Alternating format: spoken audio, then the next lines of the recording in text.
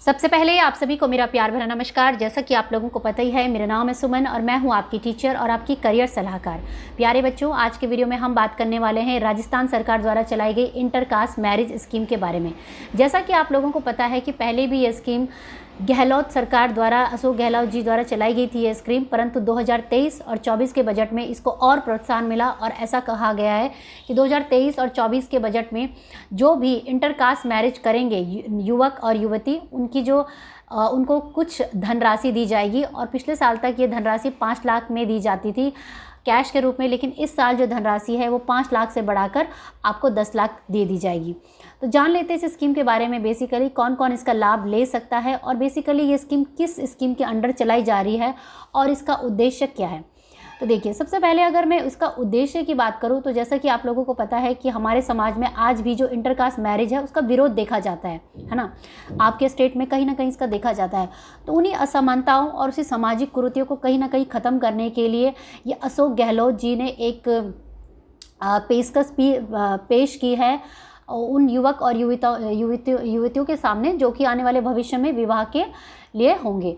तो उनके सामने ये कंडीशन रख दी है कि जो भी इंटरकास्ट मैरिज को प्रमोट करेगा या किसी अनुसूचित जाति या जनजाति के लोगों से आपस में अगर आप विवाह करेंगे तो कहीं ना कहीं इस विवाह को सरकार भी आपको प्रोत्साहन देगी और इसे प्रमोट करेगी।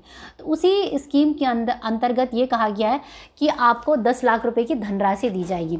अब ये जो धनराशि है ये किसी खास स्कीम के तहत चलाई जा रही है।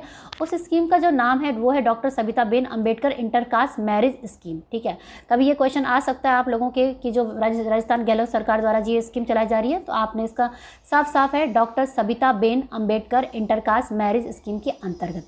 ठीक है, तो इस स्कीम के अंतर्गत 10 लाख रुपए की धनराशि जो है वो दी जाएगी। अब समझने वाली बात ये है कि इसमें जो 10 लाख रुपए धनराशि दी जाएगी, क्या कौन कौन लोग इसमें आवेदन कर सकते हैं। देखिए, इस इंटरकास्ट मैरिज स्कीम के तहत राजस्थान में गहलोत सरकार आर्थिक सहायता प्रदान करती है अनुसूचित जाति वर्ग के युवक अथवा युवती जिसने किसी हिंदू युवक या अथवा युवती से विवाह किया हो तो उसे इस योजना का लाभ मिलेगा। तो कहने का मतलब ये है कि बेसिकली इसका प्रोत्साहन उनको ही मिलेगा जो कि अनुसूचित जाति के व या जनजाति के होंगे, जो कि किसी हिंदू डायरेक्ट जो हिंदू कास्ट के लोग हैं उनसे शादी करेगा, वो इसका लाभ उठा सकते हैं। इसी के साथ जो वर है और जो वधू है वो मूल रूप से राजस्थान के ही मूल निवासी होने चाहिए। अब ऐसा नहीं है कि भाई आप कुछ टाइम के लिए राजस्थान में रह रहे हैं या जॉब कर रहे हैं कुछ भी, तो आप वहाँ के किसी इंटरकास्ट से मैरिज कर लेंगे और फिर आप ये सोचिए कि आपको इस फैसिलिटी या स्कीम का लाभ उठा सके, तो ये ऐसा नहीं होगा। जो मूल रूप से जिनका डोमिसाइल राजस्थान का होगा वही इस स्कीम का लाभ उठा सकेंगे। दूसरा है कि जोड़े में से किसी की भी आयु 35 वर्ष से अधिक नहीं होनी चाहिए। ठीक है, शादी के लिए तो आपको पता ही है कि 21 वर्ष न्यूनतम आयु सीमा है, लेकिन अधिकतम आयु सीमा जो इस स्कीम का लाभ उठाना चाहते हैं वो 35 ईयर्स होनी चाहिए। और इसके अतिरिक्त कि जो भी जो जोड़े होंगे वो किसी आपराधिक मामलों में नहीं होने चाहिए, मतलब उनके ऊपर कोई ऐसा केस ना चल रहा हो जो कि लीगल से रिलेटेड हो। और इसके साथ साथ जो दोनों जो कपल हैं वो फर्स्ट टाइम मैरिज करे होने चाहिए। यानी कहने का मतलब ये है कि ऐसा नहीं होना चाहिए कि मान लीजिए आपकी पहली कहीं शादी हो गई हो या आपने डिवोर्स ले लिया हो या आपके पति की मृत्यु हो गई, उस कंडीशन में नहीं है। दोनों ही है वो पूर्ण रूप से पहले अविवाहित भी होने चाहिए। ठीक है, तो ये कंडीशन है और 1 महीने के भीतर आपने आवेदन करना है।